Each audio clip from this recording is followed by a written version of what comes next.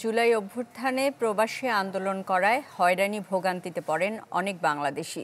তবে দূতাবাস মিশনগুলোর কোনো সহযোগিতা পাননি তারা। জাতীয় প্রেস ক্লাবে গোলটেবিল বৈঠকে অভিযোগ করেন প্রবাসীরা।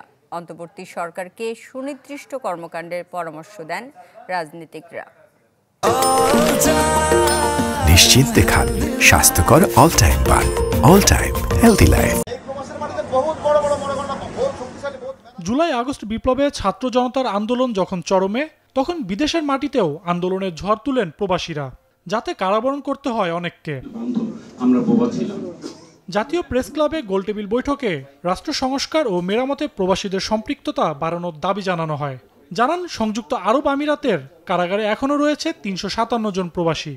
প্রত্যেকে যেন মাথায় রাখেন যে এই প্রবাসীদের রেমিটেন্সের ফ্লো বন্ধ হয়ে গেলে আপনার গদি নড়বড়ে হয়ে যাবে।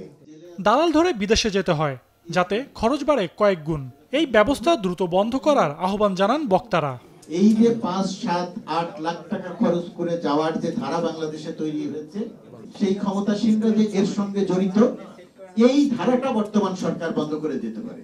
রাজনীতিকরা বলেন, অন্তর্বর্তী সরকার এলোমেলোভাবে কাজ করছে। সুনির্দিষ্ট কর্মকাণ্ডের পরামর্শ দেন তারা। একই সাথে মত দেন সংবিধান সংশোধনের।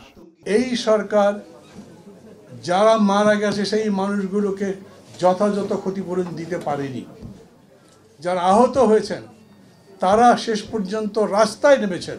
অসুস্থ মানুষগুলো, তাদের চিকিৎসার টাকা দেওয়া হোক, সেই ব্যবস্থা করবে। তারা তাদের সংস্কার কার্যক্রমের মধ্য দিয়ে রাজনৈতিক দলগুলোকে আস্থায় নিয়ে ঐক্যমতের ভিত্তিতে এই কাজটা করে আরেকদিকে নির্বাচন ব্যবস্থার আমূল সংস্কারের কাজ করে নির্বাচনের রোডম্যাপ ঘোষণার দিকে আগায় যাক।